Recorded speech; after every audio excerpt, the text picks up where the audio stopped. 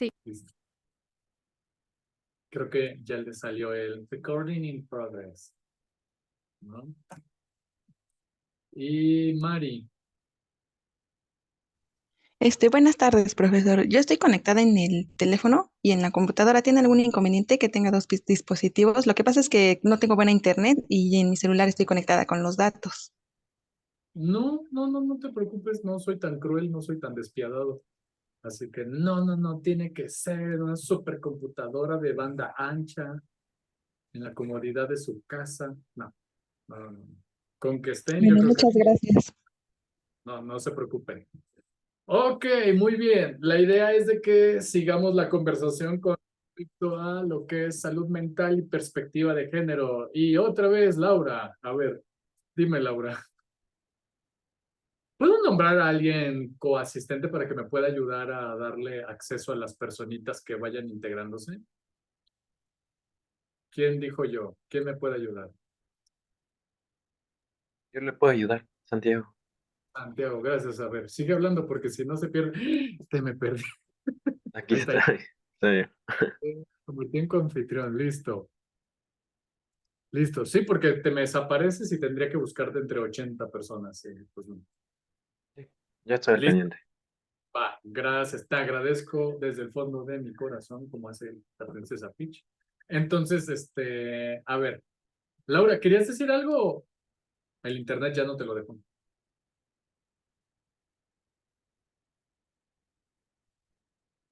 Creo que el internet la censuró. Bueno, entonces sigamos con el tema es salud mental con perspectiva de género. Como sabrán, tuvieron la posibilidad de revisar esa conferencia con respecto a lo que era, pues básicamente algo muy parecido, pero creo que era masculinidades y salud mental, ¿no? Entonces yo creo que eso ayuda bastante para ir conceptualizando e ir conectando con todo lo que vamos a ir viendo, ¿no? Que yo creo que o sea, fue bien interesante la primera clase, cosa que yo agradezco desde el fondo de mi corazón, el que de alguna manera hayan tenido tantas dudas, ¿no? Y haya despertado tanto interés para de alguna manera ir conectando ciertas inquietudes con respecto a de qué hablamos cuando hablamos de perspectiva de género, de qué hablamos cuando hablamos de solamente género y de qué hablamos cuando hablamos precisamente de salud mental. En ese sentido es bien importante que ustedes tengan en cuenta que pues esto tiene que ver con una serie de reformas de política pública en salud y estas políticas, pues evidentemente están conectadas con todo un proceso también de diseño educativo y de investigación, el cual ha permitido que podamos en nuestras licenciaturas ir incorporando la perspectiva de género. A forma de glosario, entendemos precisamente que el género es solamente una categoría analítica. Es decir, según Aristóteles, ¿qué es una categoría? Pues tiene que ver básicamente con la construcción imaginaria de un concepto. ¿Qué es un concepto? La realización imaginaria nuevamente de una cosa. Es un proceso cognitivo. Entonces, el género nos ayuda, dependiendo también en qué contexto nos refiramos a la categoría de género, porque de alguna manera podemos entender a género como una taxonomía que nos podría llevar a esto que nos decía Aristóteles con respecto a lo que es clase, tipo y especie. Cuando yo hablo de qué género de películas te gusta, hago referencia a una taxonomía, que tú me digas, me gustan las de las flick chicks, me gustan las de terror, me gustan las cómicas, me gustan de superhéroes, por ejemplo, ¿no? Sin embargo, cuando estamos hablando de estudios sociales y de estudios de salud, género nos está haciendo referencia a la construcción social de la diferencia sexual. ¿Qué es la construcción social de la diferencia sexual? Aquello que asignamos como femenino y masculino, que no es igual a hombre, mujer, que eso daría referencia a sexo. Entonces, género es esa categoría. Perspectiva de género es un proceso también cognitivo, pero con la diferencia de que es un concepto comparador. Es decir, cuando yo pongo la perspectiva de género a algo, lo que yo voy a hacer es preguntarme cuál es la diferencia entre los hombres y las mujeres en materia de salud. ¿Quiénes, por ejemplo, si yo hiciera un proyecto de investigación, me preguntaría quiénes son las mujeres, quiénes, perdón, asisten más a consulta psicológica? Ajá. Y los resultados me pueden señalar que son las mujeres. Pero ahí estoy solamente analizando estadísticamente género. Perspectiva de género me ayudaría a interpretar por qué son las mujeres las que asisten más a consulta. ¿Qué nos puede decir? Básicamente son aquellas que culturalmente se les ha educado para cuidar a los cuerpos y cuidar a otras personas. Que a los varones se nos ha educado más a resistir el dolor y a ignorar cosas que tengan que ver con nuestro cuerpo porque está relacionado con el mundo de lo femenino. Entonces, entendemos que género es la categoría analítica que nos ayuda a conceptualizar y a clasificar lo que es correspondiente a lo masculino y a lo femenino, y la perspectiva de género nos ayuda a comparar relaciones entre hombres y mujeres. Y es ahí donde va a entrar un método conocido como equidad e igualdad. Equidad tiene que ver con darle a cada cual lo que merezca para llegar a la igualdad. Y la igualdad tiene que ver con un propósito sustancial o es un propósito ético, aspiracional, que trata de entender por qué los hombres y las mujeres merecerían ser vistos como iguales. Y el mecanismo para llegar a la igualdad es la equidad. ¿Preguntas hasta acá? ¿Vamos bien en esta suerte de glosario que estoy haciendo? ¿Se entiende hasta aquí? Sí. Sí. Ok. Yo Vale. tengo una duda. A ver, dale. Mencionaba la igualdad como una parte ética, pero las más de las veces se aborda como una perspectiva jurídica, ¿no? De hecho, digamos, hay nexos muy fuertes entre lo ético y lo jurídico, porque lo ético te da lo que se debería de hacer, y en medida de que sabes lo que se debería de hacer, la parte de lo jurídico te asigna qué es lo justo entre lo que se debería de hacer y lo que no se debe de hacer. Okay, No sé si... Gracias. Ok. Esa respuesta fue un poco decepcionante. ¿Sí? No, bueno, gracias. Digo, o sea, no estoy diciendo que sea así, pero no sé si No, logré. no, es para analizar, pues. Gracias. Vale. Entonces, uno de estos métodos tiene que ver precisamente con la ley para la igualdad entre mujeres y hombres. ¿Por qué? Porque mete una perspectiva de género en la forma en la que se imparte la justicia, y si el nivel aspiracional ético es mirarnos por igualdad, tendríamos que meter estos mecanismos de equidad. O sea, la equidad tiene que ver con, como les dije, darle a cada quien lo que merece para llegar a un nivel de igualdad. Por ejemplo, ahí podríamos preguntarnos nuevamente en esto que estábamos analizando, ¿quiénes son las personas que usan malos servicios de salud? Y nos apuntalan las mujeres. Y entonces aquí me estoy preguntando por qué los hombres no usan tanto el servicio de salud. Entonces, un método equitativo sería, primero que nada, averiguar por qué los hombres no van a los servicios de salud.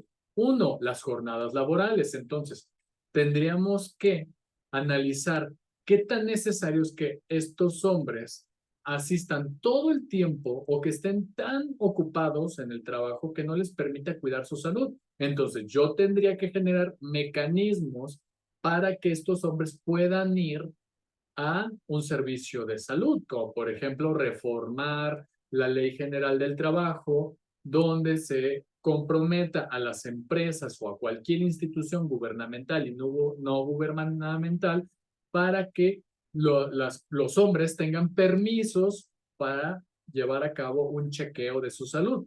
ahí estoy haciendo un mecanismo, me estoy centrando más en los hombres que en las mujeres, porque ahorita estoy viendo que las mujeres son quienes asisten más.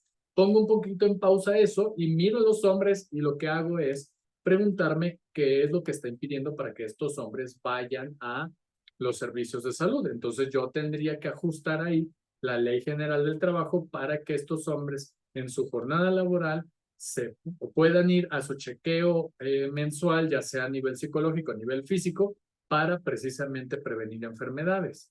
¿Se entiende hasta acá? Porque quiero verlos en igualdad. Entonces yo tengo que tengo que emplear mecanismos para llegar a esta igualdad, que son mecanismos equitativos. ¿Se entiende hasta acá? Sí, sí entiendo. Sí, sí, es entendible. Sí, sí se entiende, Aquellas, gracias. aquellas vocecitas que están diciendo que están entendiendo, están representando a 44 personas. Entonces, también para que ahí quien no haya entendido, hable. ¿Ok? Entonces, ya más o menos tenemos nuestro pequeño glosario entre qué es la categoría de género, qué es perspectiva de género y un poco los mecanismos de igualdad, que es un mecanismo precisamente más bien aspiracional, ¿no? Para poder llegar y vernos en igualdad, necesitamos comprender mecanismos de equidad, que es darle a cada quien lo que merece para llegar a un nivelaje igualitario, como lo que estábamos hablando del tema de la salud. Ahora bien, vemos, más del 90% de quienes se suicidan padecían depresión, dice un especialista en esta revista Forbes. Pero no solamente eso, sino que en Gaceta UNAM lo que nos está diciendo es un problema relacionado nuevamente con el género, y entiéndase género, ya les dije lo femenino y masculino, pero que también se traduce en estilos de vida. Entonces, hay estilos de vida y calidad de vida entre hombres y mujeres. Y entonces, lo que nos lleva a la perspectiva de género es a comprender que la calidad de vida entre hombres y mujeres es diferente. ¿Por qué? Por factores culturales, ¿no? Y aquí, ¿qué es lo que nos dicen en Gaceta UNAM? Que aunque hay más intentos de suicidio de mujeres, son de menor letalidad, en cambio que los hombres tienen un porcentaje mucho más alto. Es decir, de hecho hay una estadística que dice, entre cada 10 personas que cometieron el suicidio, de 10, 7 fueron hombres, 3 fueron mujeres. De cada 10 personas que intentaron suicidarse, 7 fueron mujeres, 3 fueron hombres. Entonces, hay un porcentaje enorme de que los hombres cuando intentan suicidarse realmente se matan, y las mujeres cuando lo intentan realmente no querían hacerlo, ¿no?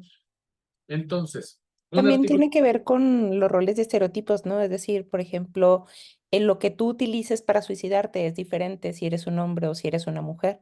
No es lo mismo que tú como hombre, digamos, por el contexto, tengas más acceso a un arma, a que como mujer te quieras suicidar con otro medio como veneno, gas, etcétera. Es decir, también la elección del objeto y su letalidad relacionado con los roles de estereotipos también puede tener más que ver con la voluntad de si me quería morir o no me quería morir, con la eficacia del objeto que se utilizó para intentar suicidarse, ¿no? Totalmente de acuerdo. En efecto, muchas gracias.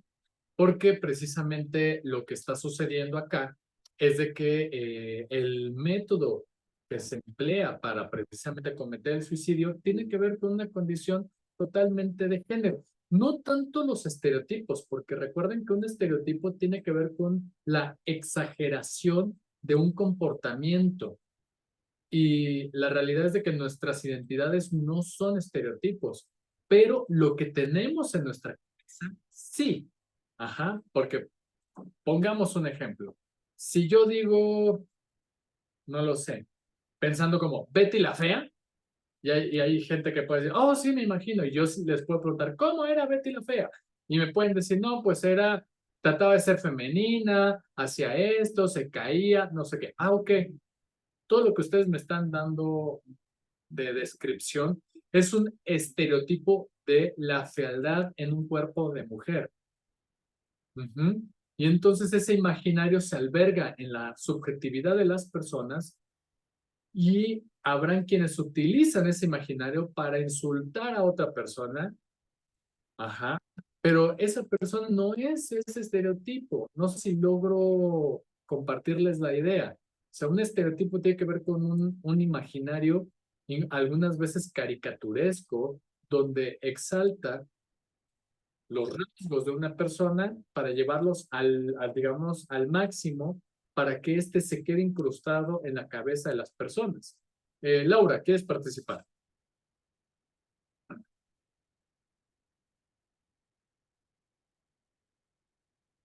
¿Sí?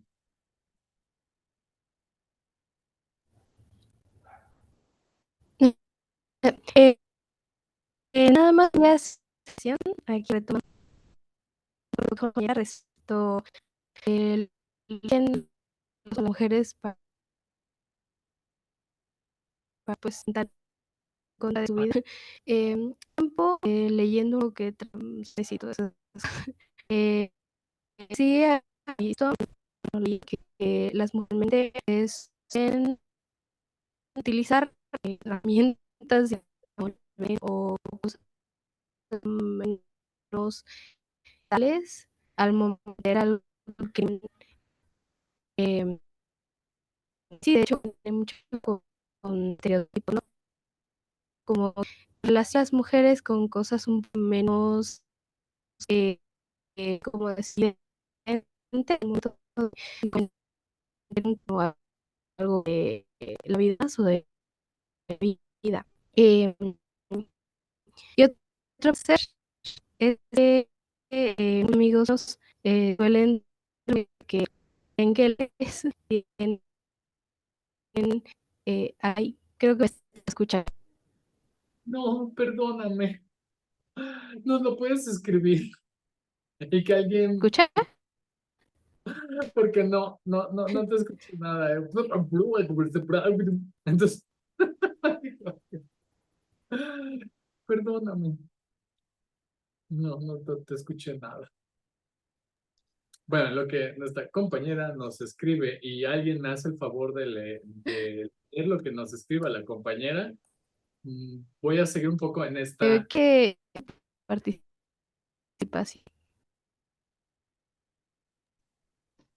ah, No, justo eso le iba a yo sugerir a la querida compañera Laura, que nos escribiera, porque me parece muy interesante su participación, por supuesto, pero sí nos cuesta mucho, sí se oye como una opinión asiática o por ahí de otro idioma, y pues bueno, y aprovechando que ya tomé el micrófono, sería vale. como este imaginario simbólico, ¿no? De la belleza, porque para nosotros significa de una manera, y para aquellos países también significa. Hay un meme por ahí circulando donde ponen a una mujer y dice, esta mujer fue considerada la más bella en su país, ¿no?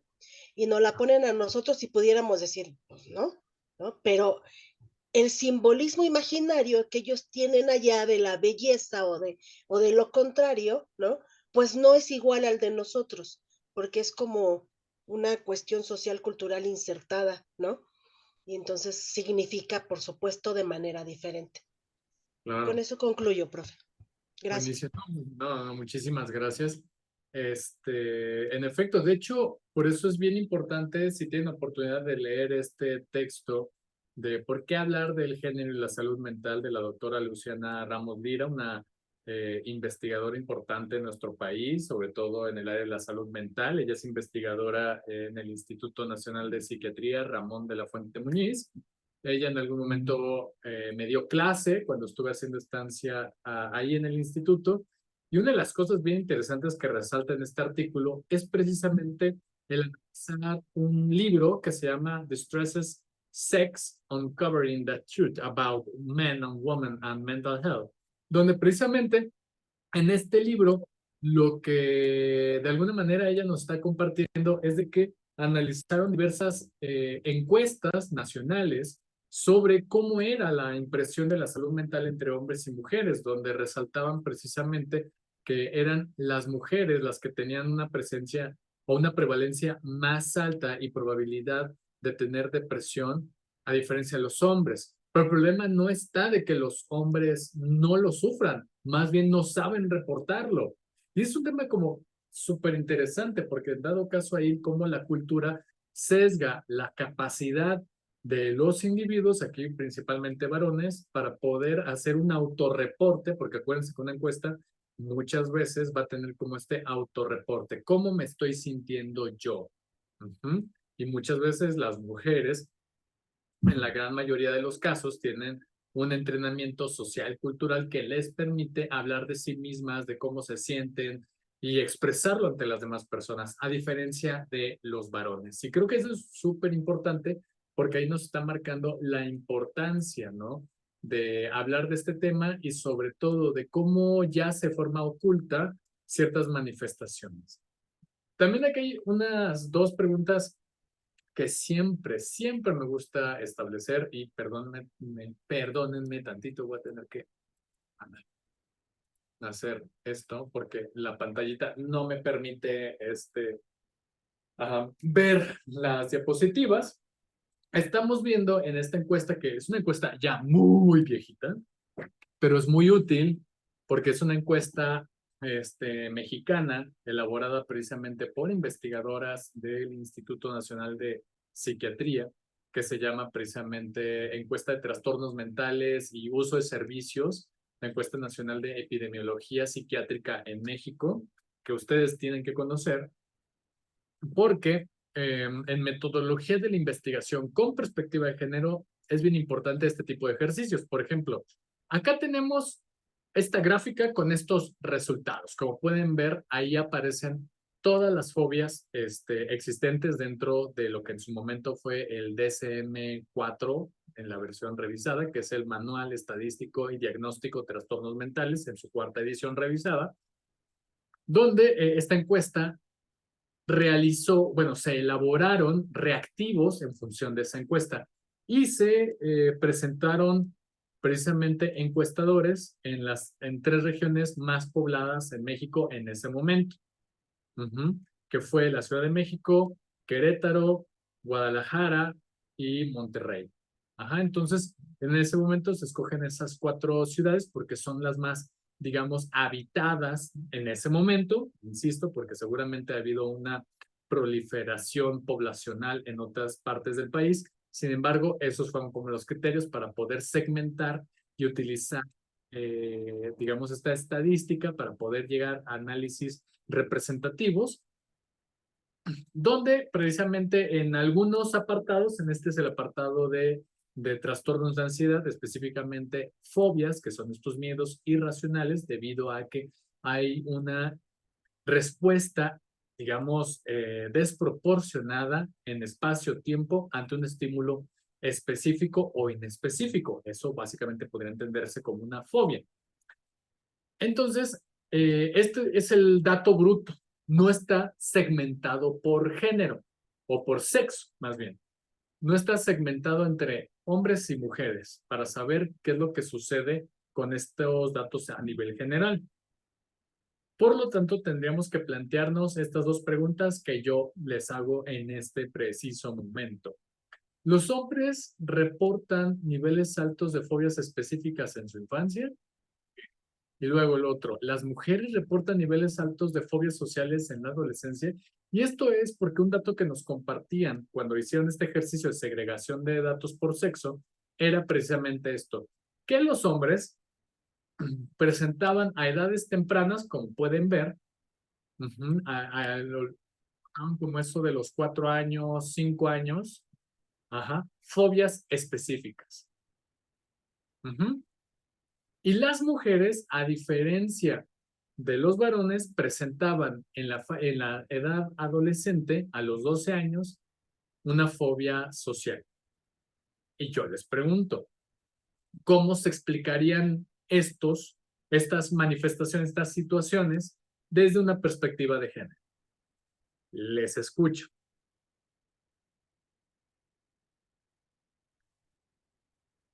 A ver, Jacqueline.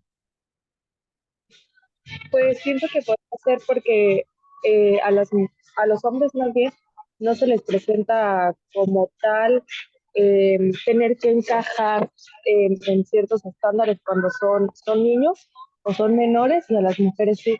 Entonces tenemos que ser de cierta forma, actuar de cierta forma para poder encajar en grupos sociales en los que nos desenvolvemos. nuestra escuela, nuestras amigas, etcétera.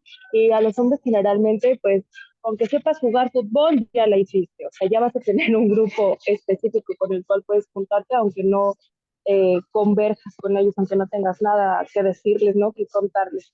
Entonces me imagino que ese tipo de fobias en los hombres probablemente se inclinan hacia pues a lo mejor desarrollar alguna, mm, no sé, algún tipo de ansiedad a ciertos estímulos de tu entorno, pero diferentes a no encajar o sentirte menos por ciertos aspectos que pueden ser generalmente. Por ejemplo, perdón, leí hace tiempo que también la fobia social, en una de las investigaciones que nos pidieron en metodología, la fobia social podía generarse de diversas formas durante la infancia y a las mujeres, al menos en las mexicanas, muchísimas eran violentadas de forma sexual dentro de sus círculos familiares y esto es un generador de fobia social, de ansiedad social. Entonces las mujeres pues nos vemos todavía más inmersas en un círculo de violencia que a lo mejor no es tan evidente. Por ejemplo, yo no sabía que una violación podía generar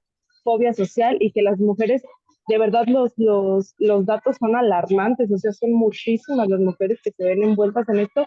Y no digo, no estoy minimizando que a los hombres no les suceda, pero les pasa en al menos reportados menores cantidades. Claro. Y por lo general son violados por otro hombre. Y que es un hombre que se asume como una persona heterosexual como primera orientación sexual, por así decirlo.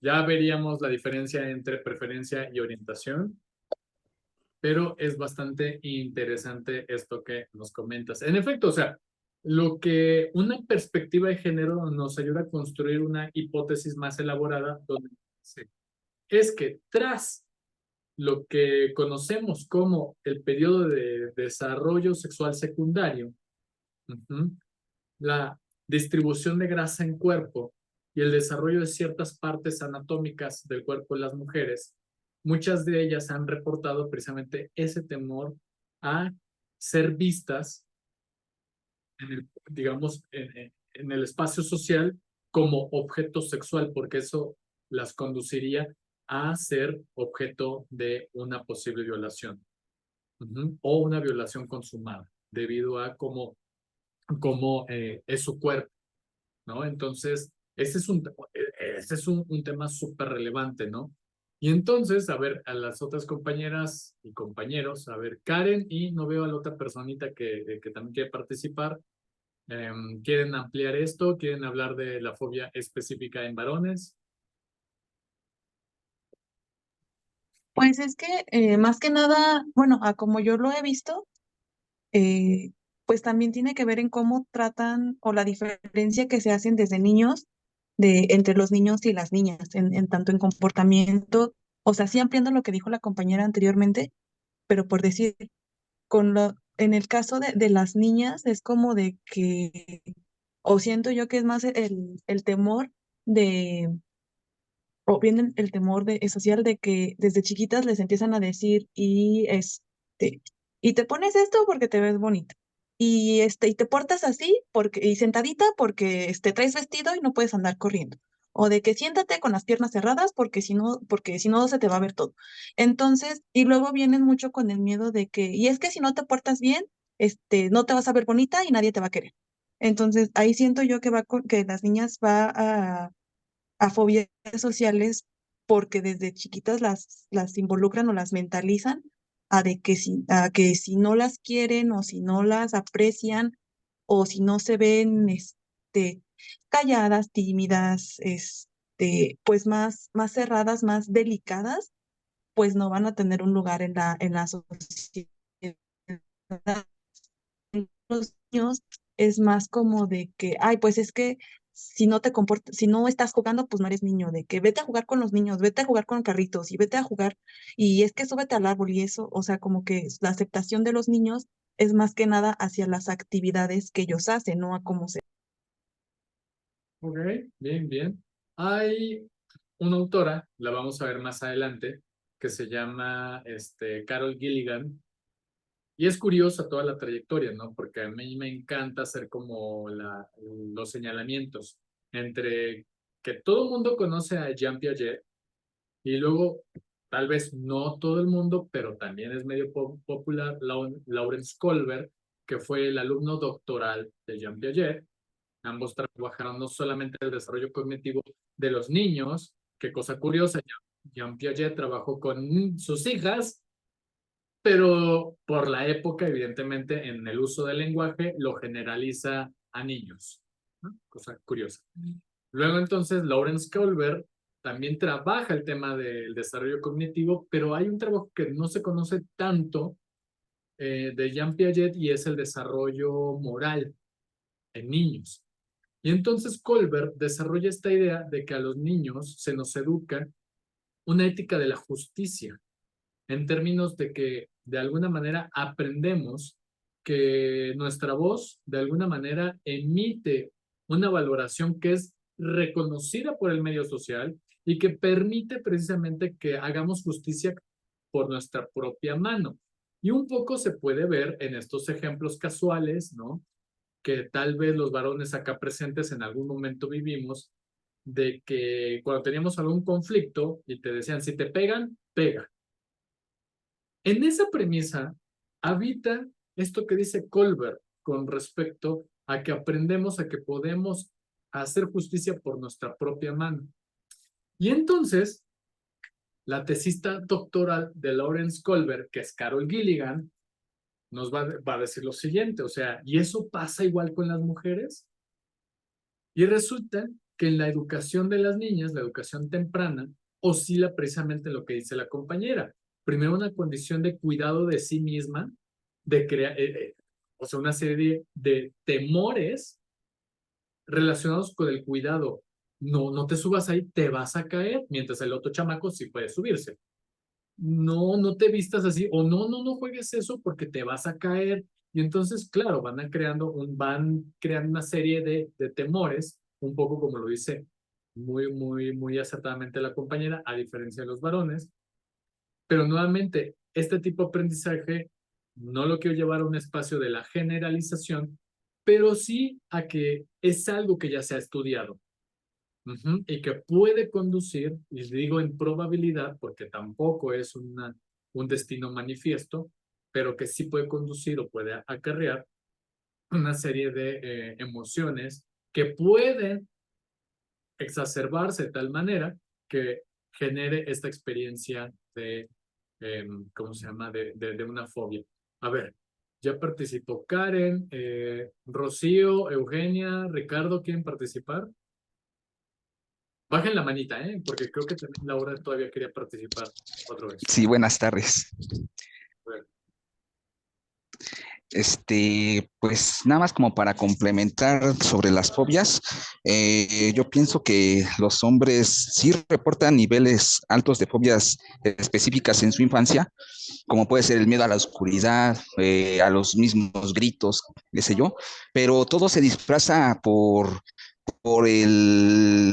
los comentarios de quizá de un patriarcado, de un matriarcado, de que los hombres tienen que aguantarse el miedo o tragárselo por lo mismo que son varones. Eso va relacionado con la diferencia de género.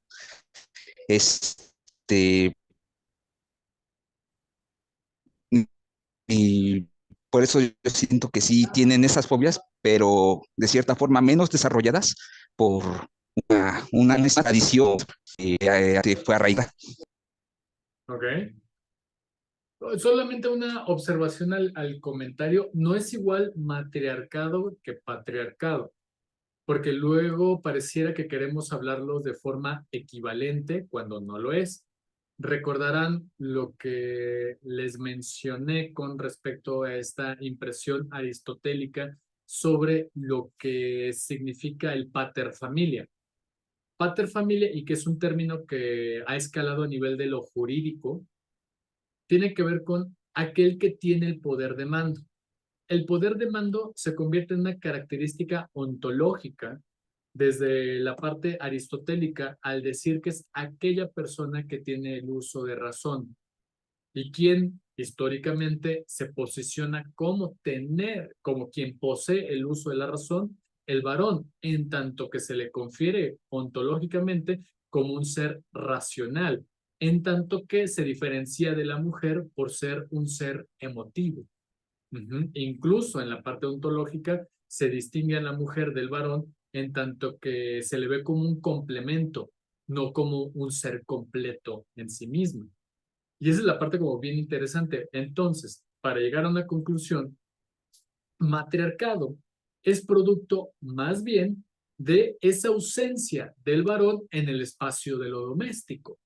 Y es la mujer la que de alguna manera, como diría Mabel Burín, las mujeres en el espacio de lo doméstico, en la parte de la crianza, tendrán influencia, pero no tienen poder, a menos que no exista un varón.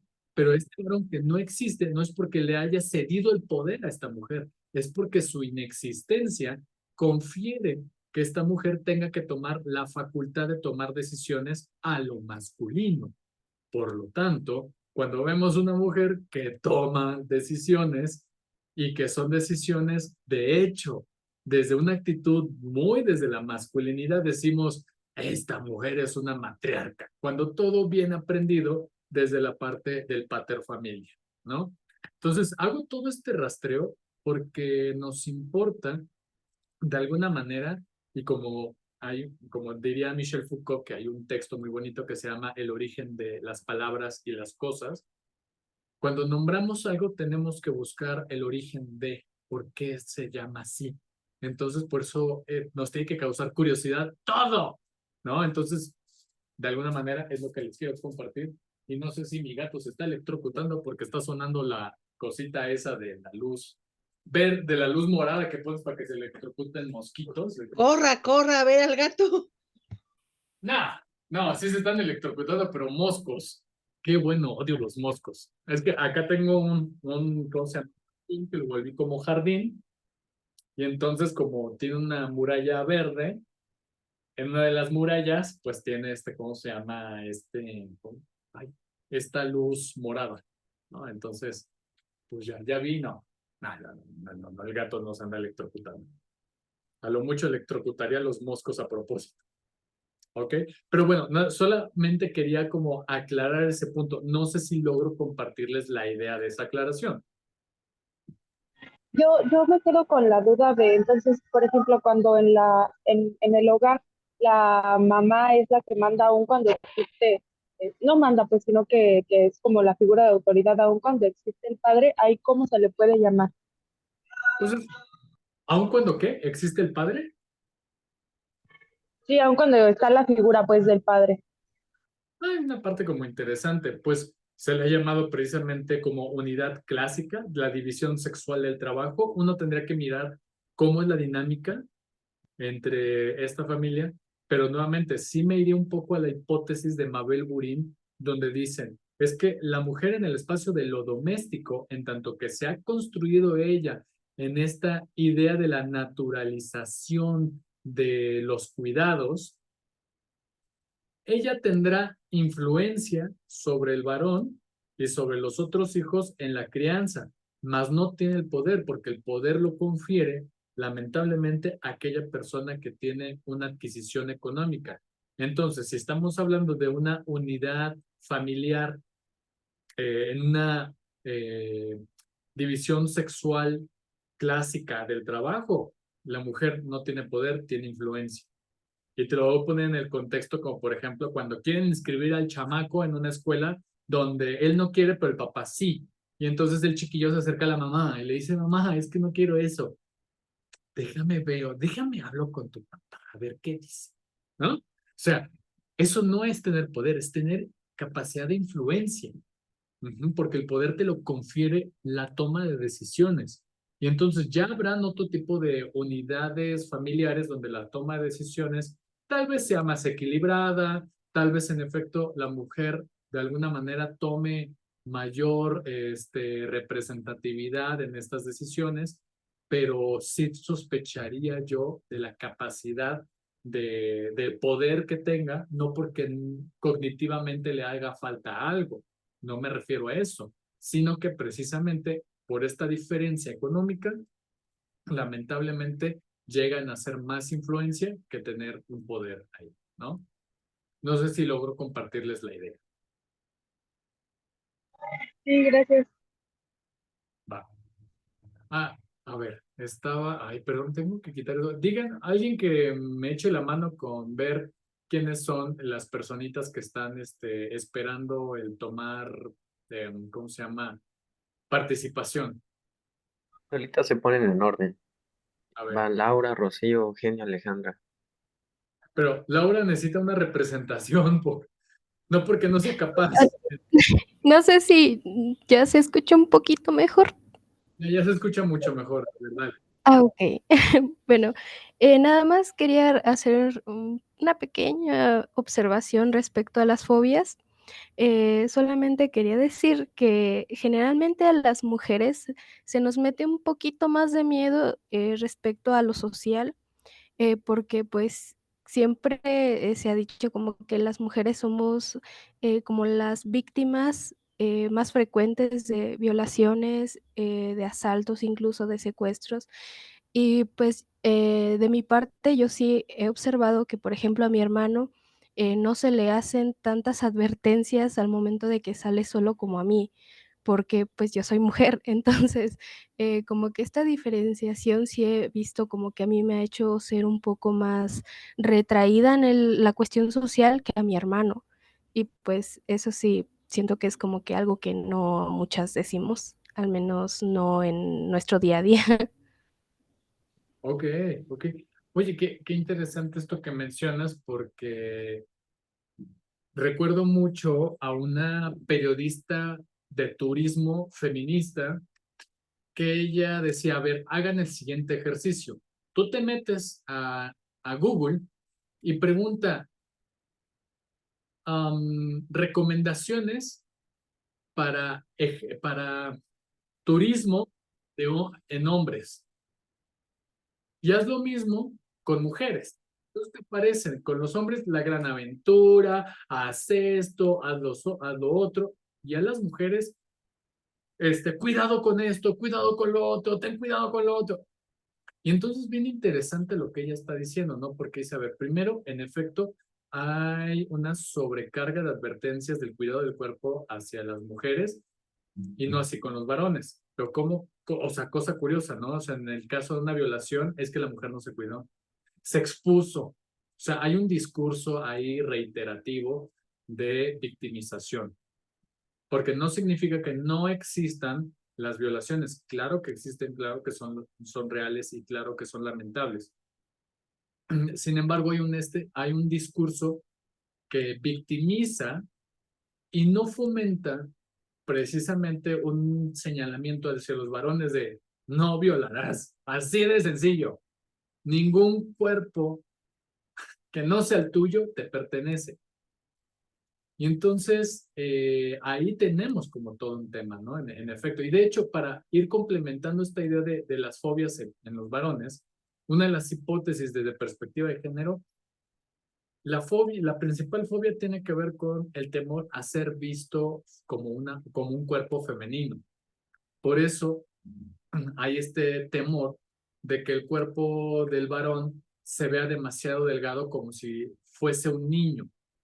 Y no solamente eso, sino que no se vea lo suficiente masculino en su andar, en su hablar, en su caminar. Entonces, la fobia que están desarrollando acá, que es muy específica, tiene que ver con una fobia sexista y una fobia totalmente relacionada con una homofobia, de ser leído como maricón.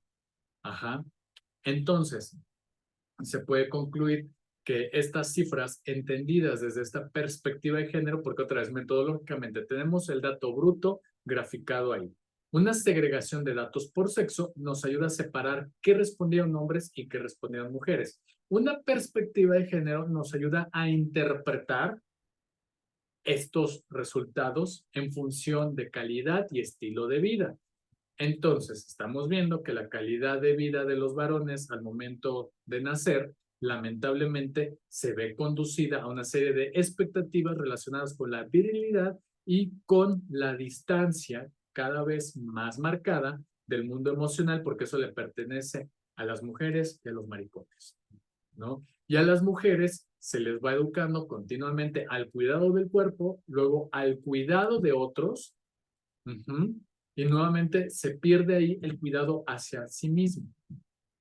Y entonces, qué cosa tan curiosa, ¿no? O sea, tienes que cuidar a los otros, pero también de alguna manera tienes que cuidarte también a ti misma, porque tienes que gustarle a un otro, tienes que ser atractiva, tienes que hacer todo este tipo de cosas, y de ahí que entra perfectamente la película de Barbie en la parte final, ¿no? Alerta de spoiler, ¿no? Cuando esta chica está diciendo no puede ser bonita, pero no demasiado mente bonita, porque te puedes poner en peligro de que te despidan o en peligro que te violen. No puede ser demasiado exitosa porque hay un hombre que, bla. Entonces, ese discurso es buenísimo porque ilustra incluso en esta idea de calidad de vida, estilo de vida, y que puede acarrear trastornos mentales, es muy cierto, ¿no? Entonces, bueno, Eugenia, ¿querías decir algo? Sí, profesor, buenas tardes, compañeros. Me brinco, profe. Ay, perdóname, es que no veo. Entonces voy a asignarle a alguien que me diga por orden quiénes son las personas que quieren participar. Porfa, es que no veo, porque voy a tener que quitar la pantalla y ponerle entonces a alguien que me ayude a moderar. Adelante, compañera, espero. Muchas bien. gracias, compañera. Bueno, yo apunté aquí que considero que en cuanto a lo de las fobias, se debe a los atributos que se nos dan cuando se habla de feminidad y masculinidad, perdón, que pues cuando se dice que es masculinidad, pues que deben de ser fuertes, ¿no? Y saludables y pues no deben de evidenciar su debilidad y en cambio a las mujeres nos dicen que sí. De hecho, como usted menciona en las películas, pues siempre llega un caballero, el príncipe azul a rescatar a la mujer, ¿no? A nosotras las femeninas y pues no siempre es así. Entonces yo considero que es por eso que se nos da como que el permiso de tener a nosotras fobias y ustedes como hombres pues no, porque no pueden, no deben de demostrar su debilidad. Bueno, ese era lo que quería comentar. No, muy pertinente y muy conectado precisamente a esto que estamos como conversando. Muchas gracias, Rocío, ¿verdad? Y luego va Eugenia. Sí, profe, muchas gracias. ¿Hay alguien esperando en la sala? ¿Me ayudan dándole entrada, porfis? Sí, está Alejandra Rodríguez, profesor. Va. Gracias, compañera, gracias, compañeros. Algo que yo quería como que, me parece que siento como que todavía no, como que siento que he escuchado las participaciones y desde que hemos estado como en los trabajos en equipo, algo que yo siento que a lo mejor valdría la pena como aclarar o profundizar un poco, es como este tema de que hacemos una relatoría descriptiva de decir, a los hombres nos dicen que hagan esto y a las mujeres nos dicen que hagamos esto, ¿no? Sin embargo, como que no vemos cuál es la causa por la que hombres y mujeres tienen ciertas asignaciones o ciertas expectativas y que me parece que eso está muy relacionado con lo que comentaba el compañero del patriarcado, es decir, el orden patriarcal es un sistema simbólico que asigna determinadas características, tanto físicas como simbólicas, emocionales y de comportamiento, tanto a hombres como a mujeres. Entonces, yo creo que por eso cuando hacen estas comparaciones, de que, bueno, si en mi casa siempre hubo nada más una figura materna y ella era quien decidía cómo se hacía todo, significa que era matriarcado. O si una empresa está dirigida por una mujer o son puras mujeres, también es un matriarcado cuando no tiene que ver exclusivamente con que haya mujeres en ese espacio, sino con que el orden patriarcal como una estructura simbólica está en todas partes. Es como el programa de la Matrix, ¿no? Es el programa que te dice cómo actúa todo, cómo actúan todos, e incluso ese mismo programa se puede replicar en los cuerpos de las mujeres, ¿no? Lo que una investigadora muy famosa que se llama Rita Segato dice que en algún momento, o sea, si muchas mujeres llegan a espacios de poder, pero siguen teniendo esta idea patriarcal de las cosas, pues no importa que seas no importa que tengas un cuerpo de mujer, si tu ideología encarna las ideas del patriarcado, ni siquiera la de los hombres per se, sino las ideas del patriarcado, ¿no? De que las mujeres son débiles, de que las mujeres son frágiles, de que las mujeres solamente pertenecen al espacio del hogar, etcétera, ¿no? Entonces, como para tratar de ponerle como una causa a esto que me parece que todas y todos han descrito de manera muy puntual y muy precisa, pero sí creo que es importante que hablemos en algún momento como de la cuestión del poder, ¿no? De dónde viene esta estructura desequilibrada y por qué persiste hasta este día, ¿no? Me encanta. De verdad, muchas gracias. Alejandra, ¿tú tienes estudios previos de género? Porque Rita Segato no Sí. es literatura, ¿cómo decirlo? Como básica en psicología, evidentemente. ¿Dónde la leíste? Pues, curioso. Ok, me encanta. Muy chido. Perfecto. Muchas gracias. Porque sí, en efecto, o sea, coincido totalmente en esta idea de lo patriarcal, el poder de mando, tiene que ver con este orden simbólico. Hay quienes hablarían precisamente como Marta Ferreira, que es una de mis profesoras y amigas mías, que hablaría del orden de género, ¿no? Como en este mandato, el cual estructura esta división sexual del trabajo y como bien tú lo dices, que el patriarcado, y citando a Rita Segato, que ya después hablaremos un poquito más de ella con esta tesis fabulosa con respecto a las pedagogías de la crueldad, relacionadas precisamente con esta idea de que no importa el cuerpo que encarne eso, sino que estamos hablando de cómo se hace presente el patriarcado, cómo el patriarcado se hace cuerpo, ¿no? Es otra cosa del gender embodiment, cómo hacemos del género cuerpo, ¿no? Entonces, va, muchas gracias, tienes toda la razón. Y evidentemente eso va a tener impactos, pues, en la salud mental, por eso tiene costos, tiene grandes costos, ¿no? El seguir estos mandatos. ¿Y quién más? ¿Quién me ayuda a ver las... Fernando, sí, Fernando Rosas, profesor, adelante.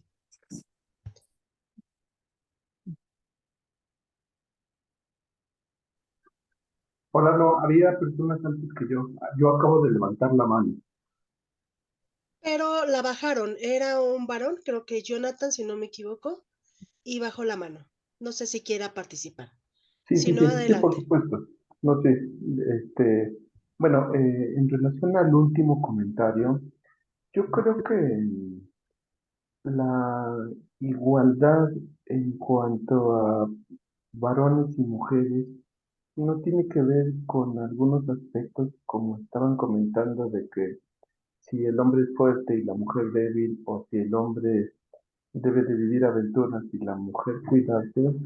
Yo creo que yéndonos a la parte que puede ser más importante, como lo será para la gran mayoría de las personas y es el fin por el cual pues, todo el mundo estudiamos, que es la parte laboral. Yo he visto en el lugar donde yo laboro, que es una óptica, en particular Ópticas Lux, que es una empresa que ha sido guiada en su gran mayoría en las diferentes sucursales por mujeres. Y la verdad es que yo a lo largo de mi vida estudiantil he visto como al principio en la primaria éramos más hombres que mujeres. Posteriormente en la secundaria veía yo que que había una igualdad en cuanto a la cantidad de varones y mujeres. Y conforme íbamos creciendo en el bachillerato, dominaban las mujeres. Y hoy lo podemos ver en esta plática que las mujeres son las que toman el poder. Así me ha tocado a mí, desde mi perspectiva, en los años de la escuela. Y bueno, pues tuve un par de intentos en la universidad pues me resultaba pues muy grato que las mujeres dominaban la parte pues de toma de decisiones, de aventurarse, de tomar los roles. Entonces, yo en lo particular me ha tocado pues este cambio, no sé si generacional, de que hoy las mujeres son las que están empezando a hacer mejor las cosas. Tal vez son estas oportunidades que están empezando a tener ellas y las están aprovechando y los hombres pues no las estamos aprovechando.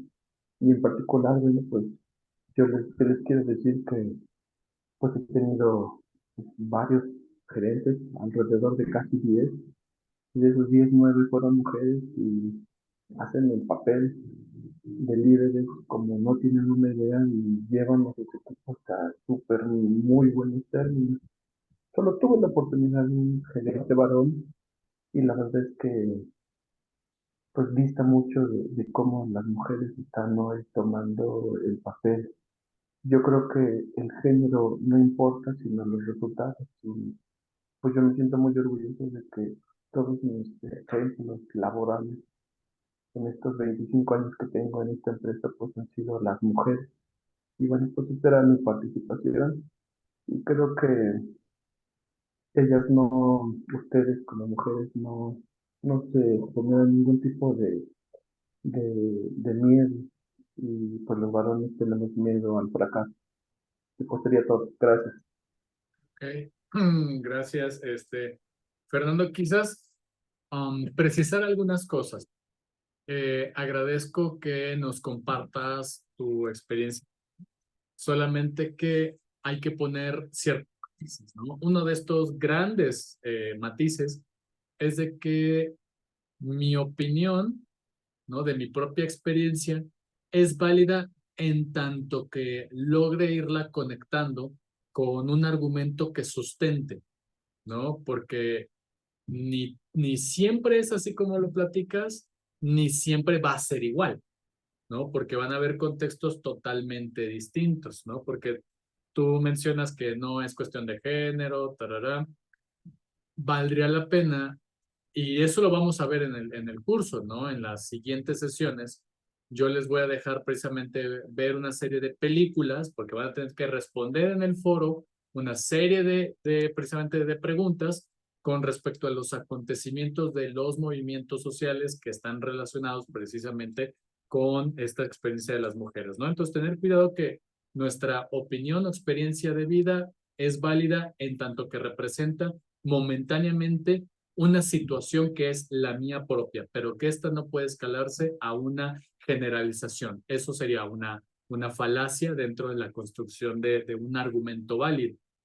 Segundo, la parte de que las mujeres toman el poder, no me iría tan sencillo para decir que toman el poder. Uno tendría que analizar cuál ha sido la trayectoria en la cual precisamente estas mujeres han tenido que ir escalando puestos, porque precisamente tú hablas como ejemplo de la carrera o algunos espacios donde se comprende la feminización de la educación y la masculinización de la misma educación, ¿no?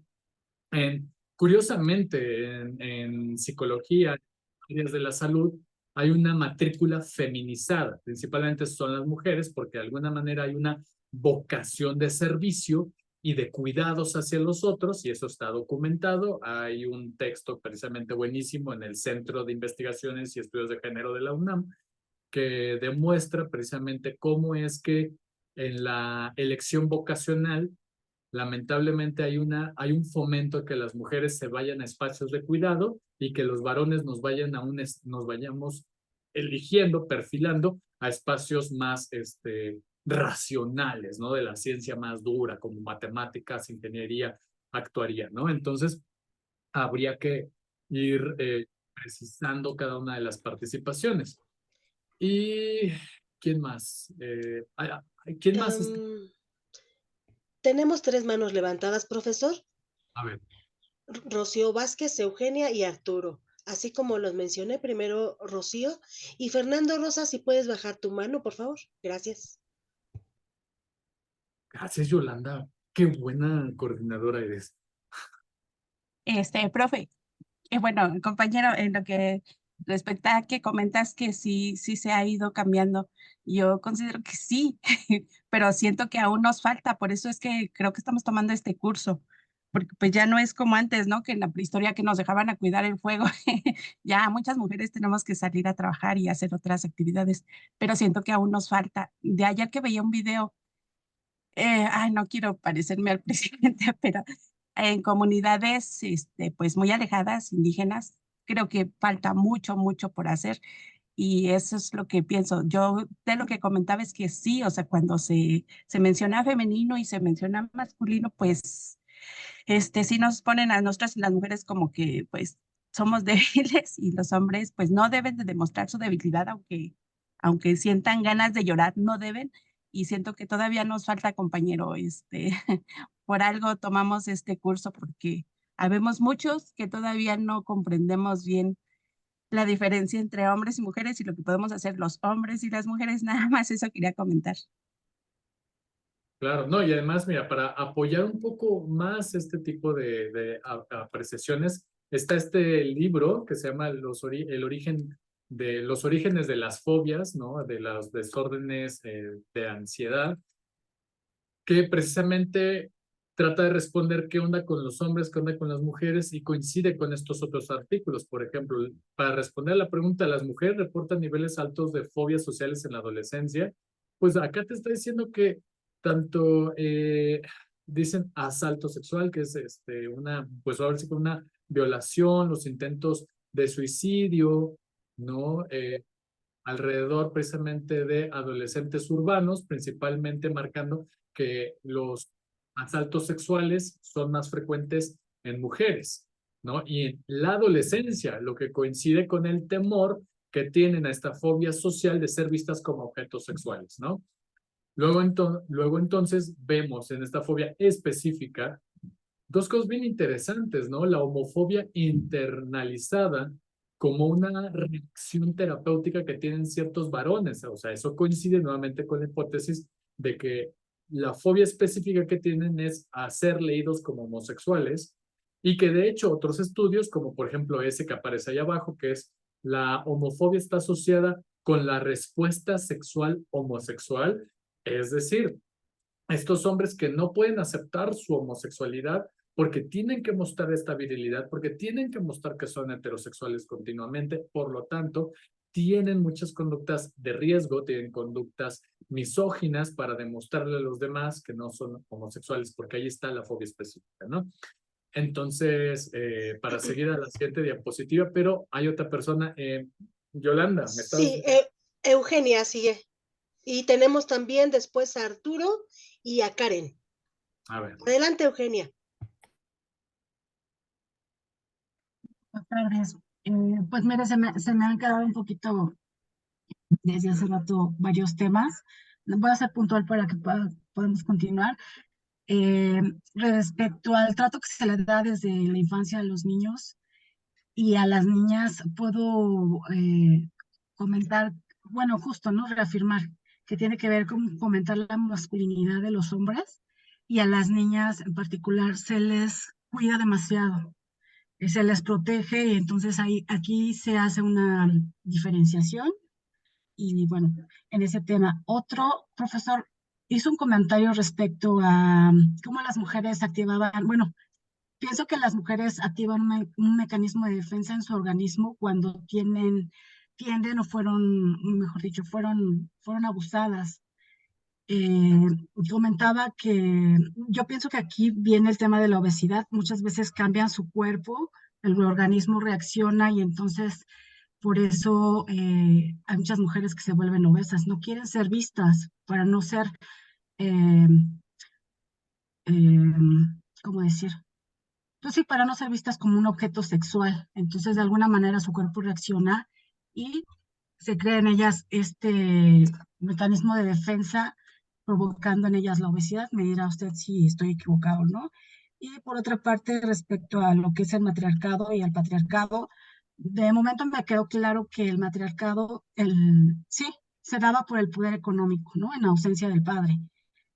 Pero ¿qué pasa con el patriarcado cuando son, por ejemplo, estos señores que también se dedican al hogar, los que se quedan a cuidar a los hijos, en donde la mujer es la que sale a trabajar? Y una pregunta un poquito dentro de lo que es, bueno, mi experiencia de vida. Yo soy viuda, cuidé a un niño de 7 años, entonces me tocó tener toda la presencia de económica, el cuidado, la casa, el hogar, demás. ¿en dónde quedaría yo? ¿Sería un matriarcado? ¿Sería un patriarcado cuando yo tuve que vivir todos esos roles? Porque ya Ujú. de pronto me confundí, yo decía, bueno, entonces es un matriarcado porque como mujer pues, me hice cargo de lo económico y demás, pero ahora también está el tema del patriarcado, ¿no? O sea, hay hombres que también se pueden quedar al lugar y realizan las mismas actividades. ¿En dónde está la diferencia y dónde puedo yo ubicar mi situación? Porque ya me confundí un poco. Ok, me encanta. Me parece como bien interesante. Que ojo, nuevamente, no son equivalentes. Matriarcado y patriarcado no son lo mismo. Ahora, la compañera, citando precisamente a Rita Laura Segato, lo que nos está diciendo es cómo hay una construcción del orden simbólico del ejercicio del poder. Lo que diferencia de un, digamos, eh, lo que distingue la parte del patriarcado tendría que ver con el uso del poder y la violencia. Por eso Rita Laura Segato, su tesis la está basando en lo que le llaman pedagogías de la crueldad. En el ejercicio precisamente del poder, hay un ejercicio también de que yo te enseño a través también del dolor, como nos enseñaron a los hombres. Entonces, aquel hombre o aquella mujer que haga un ejercicio del poder, estando viuda o estando en compañía de, está ejerciendo una pedagogía de la crueldad. Y entonces acá más bien la pregunta es, tú en tu ejercicio, y no me lo respondas, quédatelo como una reflexión. Si tú, primero la pregunta sería, ¿por qué tendrías que caer en cualquiera de los dos? ¿Hay otras formas de vivir las crianzas fuera del patriarcado o fuera de ese falso matriarcado? Segundo, la distinción tiene que ver con el ejercicio del poder a través de las pedagogías de la crueldad. Es decir, al momento que tú enviudaste, utilizaste la crueldad como una forma de educar a tu congénere. Y nos lleva a esa pregunta. ¿Hay un lugar en el que no haya un ejercicio del poder fuera de la crueldad? Es decir, si tú dejaste ser, o sea, no te alejaste de todo esto y encontraste tu propia forma de educar a tu hijo, ¿por qué sería importante decir que si estás en un patriarcado o un matriarcado? O sea, son como las preguntas que se me vienen a la cabeza. ¿Hay otras formas? ¿Hay pedagogías fuera de la crueldad? Y yo creo que sí. Entonces, por eso me pareció como bien curiosa tu pregunta, porque plantearías preguntas que son más de orden ontológico. Necesariamente una persona que enviuda va a reproducir el patriarcado en este disfraz de matriarcado. Y necesariamente yo soy en todo caso una persona cruel con mis congéneres. ¿Hay No, otra? es justo un poquito entender el concepto de lo que es un matriarcado y un patriarcado. Ahora, pues sí, comprendo, no es que yo me tenga que pues enfocar y decir yo hice esto, yo hice esto, pero matriarcado o patriarcado, es más bien como entender el concepto de ambos. Sí me confundí un poco y por lo que entiendo es un poquito, es como enfocarlo en hacer mal uso del poder, lo que te lleva a hacer un patriarcado, un matriarcado, ¿no? Es como sí, o sea, llevarlo en un contexto en donde hiciste cosas mal o abusaste, el abuso del poder es lo que te lleva a enfocarte si fue un matriarcado o un patriarcado. Sí, Solamente lo que sé.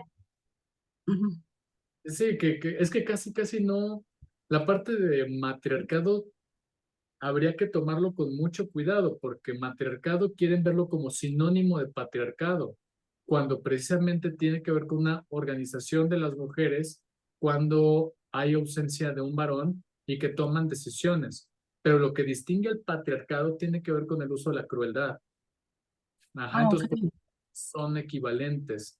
Pero me gustó la pregunta porque al menos me eleva como a preguntarme si hay algún espacio en el que no se viva un patriarcado, pues, porque también luego van a haber momentos en los que digas, sí, yo en algún momento manipulé a mi hija para que comiera, manipulé a mi hijo para que no se contestó, le engañé, no sé qué, y entonces hay como que empiezan a hacer como todas estas prácticas que valdría la pena como irlas reflexionando si estas tienen una cualidad o un tratamiento parecido a un patriarcado. O sea, esa es la parte como interesante aquí. Cito a esta, y a raíz de la siguiente diapositiva que les voy a mostrar, a esta Rita Laura Segato, porque ella en estas pedagogías de la crueldad se basa en su tesis doctoral. Ella es antropóloga y estudió precisamente los testimonios de proxenetas. Estos proxenetas ya habían sido capturados y estaban en la cárcel. Esto es importante porque cuando haces una investigación de esta naturaleza, evidentemente te estás metiendo con delitos. Y si tú no denuncias ese delito, pues te vuelves cómplice. Entonces, ella se fue directamente a las cárceles a entrevistar a proxenetas, a violadores, a padres abusadores. Y lo que le dio terror a ella era descubrir que al momento de preguntarles a estos tipos por qué habían hecho lo que habían hecho, sobre todo porque tenían que, o sea, todos estos tipos tenían una relación violenta con las mujeres. Ellos ejercían esta violencia con las mujeres. Y lo que le dio terror a ella fue descubrir que estos tipos justificaban. Decían, es que tenía que educar a esta mujer. O sea, si la estoy vendiendo sexualmente es porque la tengo que educar, porque ella le pertenecía a otro varón. ¿Por qué se mete de puta con otro tipo? Si yo la maté es porque tenía que educarla porque no me puede responder así. Si yo traté mal a mi hija es porque se dan cuenta. Entonces lo que ella está diciendo, lo que coincide con todos estos hombres, viene siendo precisamente una pedagogía, una didáctica de la crueldad donde ellos buscan enseñarle a la mujer que primero es inferior y segundo tiene que obedecer. En todo caso, si estamos hablando del patriarcado, estaríamos hablando de algo que se va configurando en estas didácticas de la crueldad, estas pedagogías de la crueldad, y coincido con esta idea de Lawrence Kohlberg al decir que hay una educación en los varones de que lo podemos hacer, que nosotros hacemos justicia por nuestra propia mano. Eso es la parte terrorífica del asunto. Entonces, precisamente, yo no hablaría de una manera en que matriarcado es sinónimo de patriarcado, sino que más bien cómo se ejerce ese poder que se asume, porque lamentablemente en el caso del patriarcado es un varón que por ser varón se le asigna el poder, otro varón le asigna el poder, ¿no? El padre al hijo cuando llega a cierta edad, ¿no? En este caso, la mujer no tuvo el poder de la misma manera. Es porque el varón se murió, quizás, o es padre ausente, y entonces tuvo que tomar decisiones. Pero estoy casi seguro que los mecanismos de crueldad, porque seguramente también hay mujeres crueles, son aprendidas de forma diferente, y de esta forma de aprendizaje, por lo general, viene de otro varón. Entonces, es la parte como bien interesante del tema. Entonces, precisamente, y no sé si esto ayuda a responder tu pregunta, porque traías tu pregunta existencial de, yo habré ejercido un matriarcado.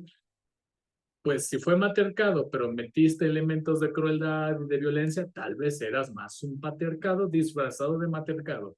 Y el matriarcado con esta organización de las mujeres ante la ausencia de los varones. No es solamente para entender el contexto de lo que es un matriarcado y un patriarcado, porque eso lo traemos desde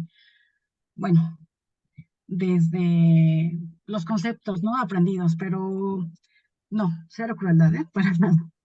Así, no te preocupes. No, nada que ver.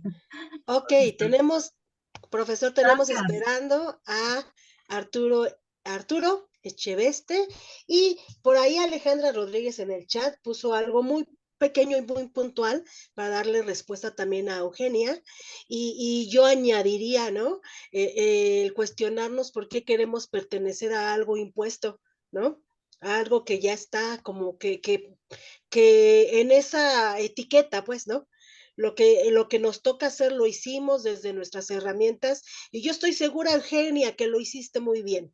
No, pero ¿vale? Yolanda, yo no es que quiera pertenecer a un matriarcado, un patriarcado, lo que yo pretendo es comprender el concepto, porque por eso estoy aquí. Me surgen dudas y pues quizá, digo, desde la experiencia personal, quise un poquito entender, pues porque yo ejercí, no poder económico, pero pues sí, no sé, me tocó llevar, atender, todo lo que enfoca, bueno, muy personal, ¿no? Pero solamente Claro. es entendido el concepto, no porque yo me quiera encasillar en que si hice un matriarcado, hice un patriarcado, desde luego, si el profesor dice que pues tiene que ver un poquito aquí el abuso del poder, como yo lo entiendo, pues no, nada que ver. Pero no es que yo me quiera encasillar, desde luego que no, es simplemente tratar de entender el concepto para poder entender pues todo el tema que estamos viendo. Pero Ok, gracias, Yolanda. a ti muchas gracias. Escuchemos si está de acuerdo, profesor, a Arturo. Gracias. Buenas tardes, ¿se escucha? Sí. Ok. Bueno, nada más yo quiero complementar un poco, perdón, quiero complementar un poco el tema de, digamos, ay, ¿cómo lo puedo decir? Pues lo que dijo nuestro compañero de que digamos que la mujer tiene más poder y todo eso. Antes que nada, pues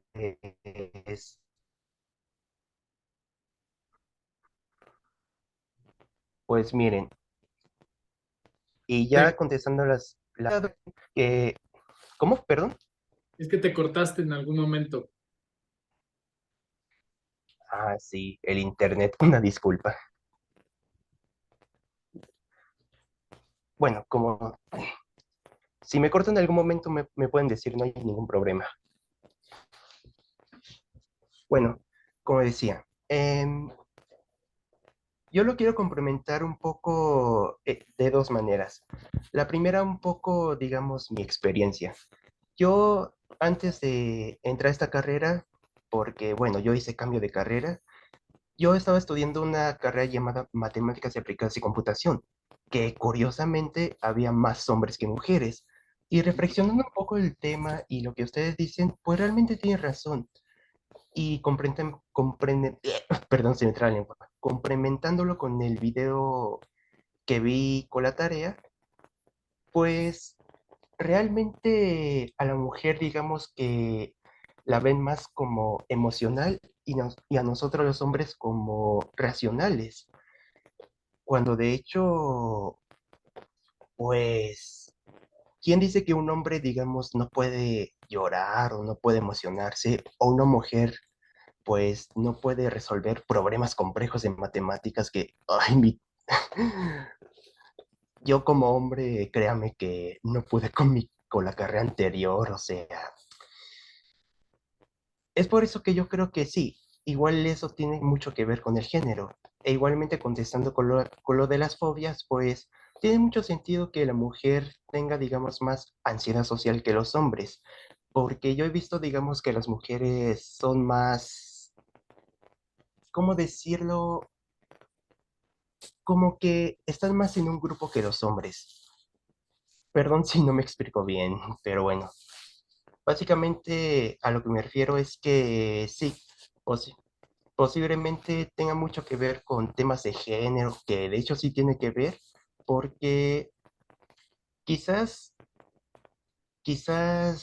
pues como nos ve la sociedad, pues, pues a los hombres nos meten lo típico de que, no tienes que tener miedo y todo eso, y a las mujeres sí.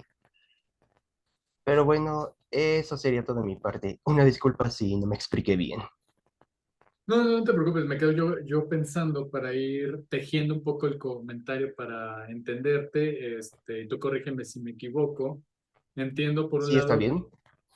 que coincides con esta parte de la feminización y masculinización de ciertas carreras debido a un estereotipo, el que Sí, dicta que exacto. tienen que ser como mega racionales y a todos nos tiene que gustar las matemáticas, eso sí sería un estereotipo, y que las mejores cuidan, ¿no? Entonces, que en ese sentido tú estás de acuerdo al decir que si hay una feminización y hay una masculinización de los espacios, y creo que tú pones como esta parte como crítica que no tendría que ser así, porque hay hombres muy emotivos y hay evidentemente mujeres muy racionales, ¿no? Más o menos como que te voy entendiendo así. Sí, exacto. Yo, por ejemplo, en la anterior carrera, las chicas que estaban ahí, no todas obviamente, pero sí, eran muy listas, la verdad, mis respetos. Pero obviamente también había hombres, la verdad, muy listos. Por ejemplo, yo tengo un muy buen amigo de mi anterior carrera que la neta le sabía muy bien y yo intentando hacer una simple derivada, solo esperando su en estadística, pero bueno, eso ya es otro tema. Claro, no, y bueno, te agradezco mucho la participación. Creo que el ejercicio más rico de todo esto es ir conectando, sí, esta experiencia de vida con precisamente un argumento, pues ahora sí que social, ¿cómo se llama? Científico también, que es lo que vamos a estar aprendiendo continuamente, para ir siempre reforzando nuestras opiniones. Porque, insisto, si bien son válidas, también hay que tener en cuenta como estas dos dimensiones, ¿no? Entre la parte de que lo que yo he vivido y para comprender esta existencia mía, tengo que hacer como una corroboración también de lo que ha ocurrido en otros espacios para poder yo decir, oh, claro, yo no estaba tan equivocado, o sea, esta vivencia, claro que tiene como un sentido, ¿no? Entonces, la recomendación que yo les haría. ¿Quién más sigue? Y sigue Karen Ramos. Adelante, Karen. Ay, híjoles, pues es que, bueno, yo justamente para complementar lo que expuso el compañero anterior y el compañero de hace varias opiniones, pues igual vengo a hablar como de una experiencia personal, porque yo vengo por una parte de una carrera, de una ingeniería, yo estudié ya una ingeniería, pero aparte yo estudié en una universidad en donde hace todavía 60 años, sí, 60, 70 años más o menos, no menos, como unos 50 años, todavía aceptaban únicamente a hombres. Entonces, tanto la universidad como la carrera, como el sistema, incluso la actualidad es sumamente machista porque estamos en el área agrónoma.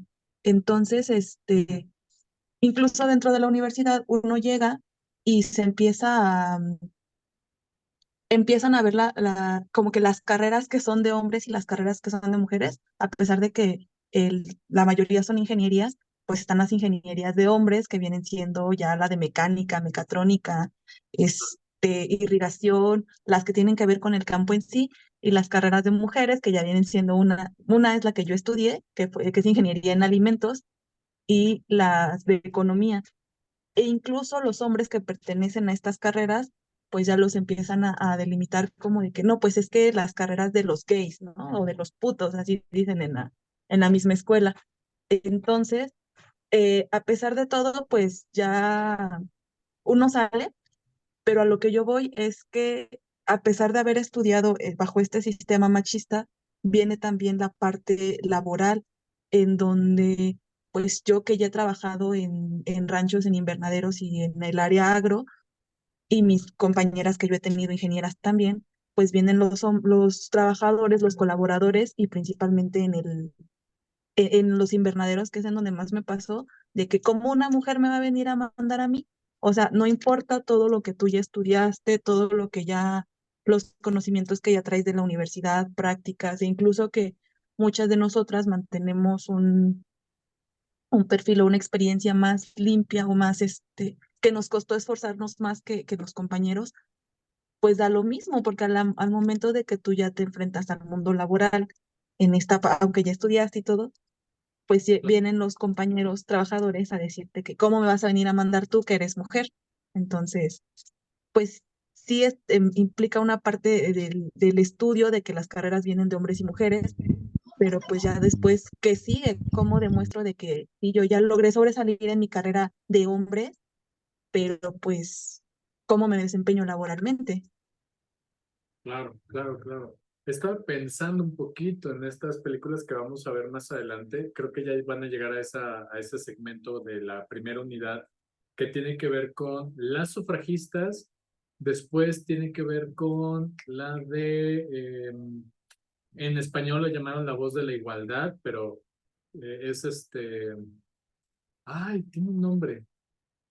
The Basis of Gender, The Basis of Sex, ¿no? Que tiene que ver con el sesgo del sexo y que es la historia precisamente de la jueza, una jueza que lamentablemente hace como 2 o 3 años falleció, que es Ruth Bader Ginsburg, que es la primera jueza de la Suprema Corte de la Justicia en Estados Unidos, y plantea como todo este recorrido en términos de que cómo es que las mujeres en ciertos espacios, y bueno, y también las personas de la diversidad sexual, tenemos que trabajar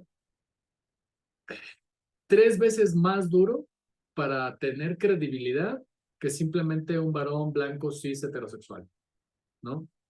Entonces, eso ya lo van a ver de una manera más matizada, como más clara, con estas películas que yo les recomiendo que las vean, que tengan como la paciencia y también que tengan la posibilidad de rentarlas, ¿no? Cuestan como 50 pesos la renta en Google Play. Entonces, me hubiese encantado yo ponerlas ahí, pero no las encontré de acceso gratuito. Y si las pongo, puede que me baneen y me acusen de plagio en la UNAM y no necesito una denuncia así en mi vida, ¿no? Entonces, no sé. ¿Quién más sigue dentro de las participaciones? Y si quieren, para ir cerrando poco a poco también. Sí, sigue Yesabel y luego Laura. Sin embargo, también sería bueno, profesor, si me permite, que por ahí retomaran los comentarios que se están poniendo muy buenos ahí en el chat. Y que se están dando. Entonces, A ver, dale.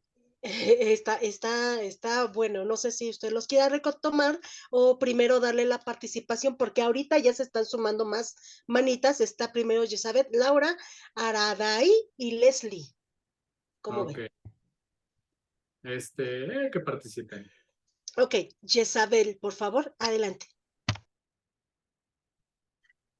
Sí, para complementar los comentarios de los compañeros que han estado realizando, creo que eso que mencionan sobre las carreras también tiene mucho que ver como con la construcción social o la educación que hemos llevado, que es como muy machista. O sea, ¿cómo una mujer va a venir a mandarme?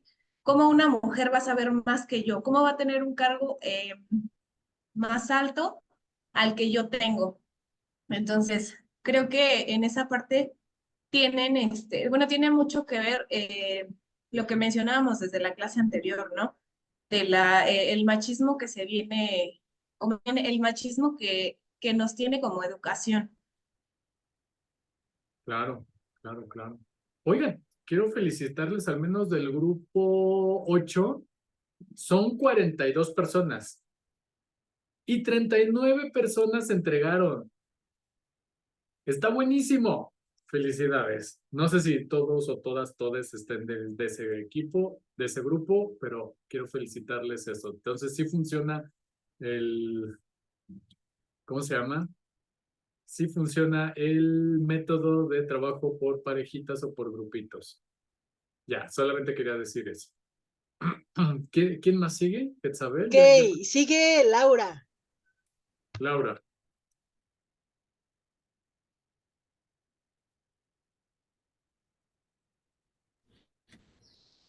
Sí. ¿Se me escucha bien? Sí, sí, sí.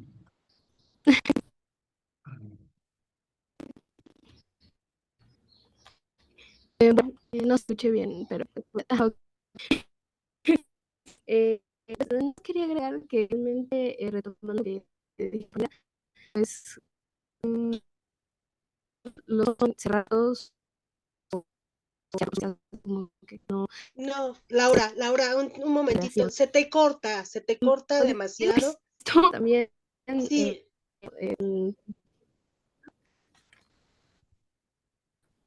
Es que no te escuchamos, se te corta. Si quieres, ve un poquito a ver qué puedes hacer ahí con tu equipo. ¿Habías hecho algún truquillo hace rato? Si quieres, chécalo mientras le damos la participación a Ariday y después seguimos contigo, ¿te parece? Gracias, Yolanda, eres un amor. Qué buena organizadora eres. Gracias, profe. Gracias, compañera y profe.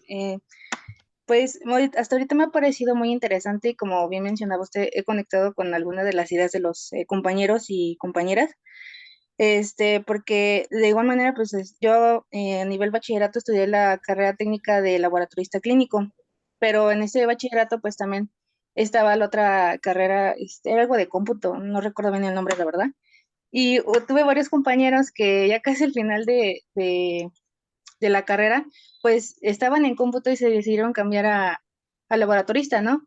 Y la verdad es que sí les cargaba mucho la pila porque, pues como igual decían algunas compañeras, ¿no? Decían, es que esa carrera es para mujeres, ¿no? Es para niñas o maricones, les decían, ¿no?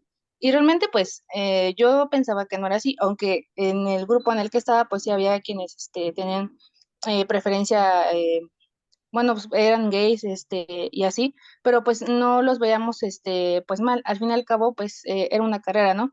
Concordé en eso, o como que hice clic con la idea que dijo de que hay muchas veces en la sociedad que se encasilla a las mujeres en carreras o oficios, como les podemos llamar, en donde se dedican al cuidado de otras personas, ¿no? Es así como que, ves a la enfermera, pues sí, está muy bien porque es mujer, ¿no? Pero si ves a un enfermero, pues como que lo ves más raro, ¿no? Y también yo siento que influye mucho y bastante el núcleo familiar. Yo creo que parte de algo que me llamó para la atención para estudiar la carrera de psicología fue como enterarme de que dentro de la conducta de una persona, detrás hay como patrones de comportamiento que vamos copiando. Por ejemplo, si en una familia hubo un padre golpeador y resulta que pues dentro de ese matrimonio nace un hijo, el hijo viendo ese tipo de patrones tiene un riesgo pues grande de poder repetir lo mismo en su matrimonio y eso enseñarle a los hijos o en el caso de las hijas, ¿no? A decir, bueno, es que soy mujer y tengo que aprender a recibir golpes porque así es lo que hacían mis papás. Eso es una parte que me fascina de la psicología, bueno, no sé si también se le puede considerar parte de eso. Bueno, yo pienso que sí, hasta donde yo he investigado, porque es algo súper importante el cortar con esos patrones que lamentablemente en la sociedad sigue habiendo. O sea, son cosas que no deberíamos de seguir frecuentando, repitiendo y que deberíamos de cortar con eso. Yo le digo porque, bueno, en el caso de mi familia, es muy curioso porque de parte de la familia de mi papá, cuentan la anécdota de que cuando iban a nacer, pues en el ultrasonido bien que se veía que iba a ser niño, ¿no? Y a la mera hora, chin, le salió niña. Y aquí yo, aquí estoy yo. Y pues a raíz de eso, en el caso de la forma en que se demuestra el afecto por parte de la familia a mí, pues la verdad es que no fui muy aceptada en mi familia paterna, ¿no? Bueno, más adelante pasa el tiempo y surge precisamente esto que comentaban algunos compañeros, ¿no? Por parte de la familia de mi mamá, ahí tienen la idea de que las mujeres, pues son para estar en la casita con los hijos, atendiendo al marido, ¿no?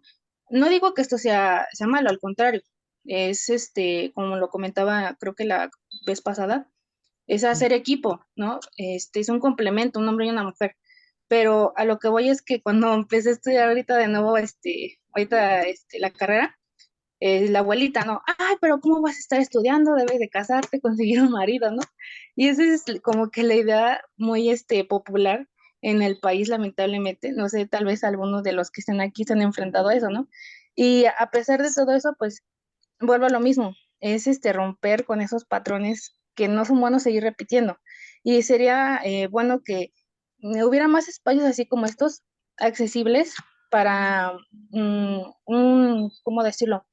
Para otros grupos sociales en nuestra cultura, para que pues pudieran entender esto, ¿no? Precisamente de que ya no es necesario como que estar encasillando a una mujer en algo y al hombre también. O sea, como que ya estamos en otra época en la que dependiendo cómo seas, dependiendo tus capacidades, tus gustos, tus sueños y tus metas, pues puedes lograr hacer lo que tú te propones. No necesariamente tienes que hacer algo que vaya de acuerdo a lo que te han encasillado a hacer. Y pues creo que hasta ahí va mi retroalimentación y espero que pueda aportar algo a lo que ya se ha mencionado, profe. No, no, buenísimo, muchas gracias. Miren, fíjense que lo interesante de acá, y también si está el grupo número 1, también chequé 37 de 41 personas. Buenísimo, sigan así. Creo que fue un buen acierto el no poner actividades tan pesadas mientras les esté gustando. Gracias, muchas gracias por su participación. Conecto nuevamente con la compañera. Estudios de género se están dando cuenta que tengo una profesora que siempre decía que era para gente valiente. Y luego yo pregunto, ¿pero por qué se vuelve estudios de género para gente valiente? básicamente porque nos confronta, nos va cuestionando. Tratamos de alguna manera de darle sentido a nuestra propia vida, nuestras propias relaciones entre hombres y mujeres, entre mujeres y mujeres, entre hombres y hombres, como bien diría esta Teresita de Barbieri, que de hecho recién sacaron un libro de Teresita de Barbieri, donde el género básicamente tiene que ver con algo que se nos dijo que teníamos que ser, que teníamos que responder de esa manera y que lo estamos notando ahora, ¿no? Con otra mirada, que eso que parecía chiste realmente está ocurriendo. Entonces, por eso de alguna manera hace conecte con ustedes. Agradezco que quieran compartir también sus experiencias de vida. Es importante también irlas cada vez matizando, irlas de alguna manera conectando con esta parte de las investigaciones con estudios de género, porque le va a dar una riqueza enorme. Ya no se van a quedar en esta cuestión como muy silvestre de, sí, pues yo vivo porque pues nomás mis papás nomás no se pusieron condón y pues ya estoy aquí. No, sino que tiene como todo un sentido, ¿no? La parte de, ya después veríamos la interseccionalidad, ¿no? El hecho de que vivan en cierta comunidad, el que hayan tenido ciertas dificultades, el que de alguna manera hayan vivido o no hayan vivido algún tipo de discriminación, tiene que ver con todos estos factores, ¿no? Por eso agradezco los comentarios. Leslie, y luego pasamos con los comentarios escritos. Sí, buenas tardes. Mire, profesor, más que un comentario, a lo mejor es una duda, pudiera yo estar equivocada, pero al hablar de los altos niveles de fobias, tanto en hombres y en mujeres, no sé si sería correcto también pensar que esto va a ir incrementando porque nuestros niños y nuestros adolescentes tienen van a tener mayor crisis de identidad conforme pase el tiempo, porque en la educación, no sé, se está dejando a un lado o se les está no identificando bien lo que es el género, las preferencias. Entonces hay jóvenes que realmente no saben ni quién son. Entonces, si ellos necesitan el ser aceptados, a lo mejor al no tener una identidad bien identificada, lo que va a generar es que tengan una fobia a lo social, al salir, al interrelacionarse con las demás personas.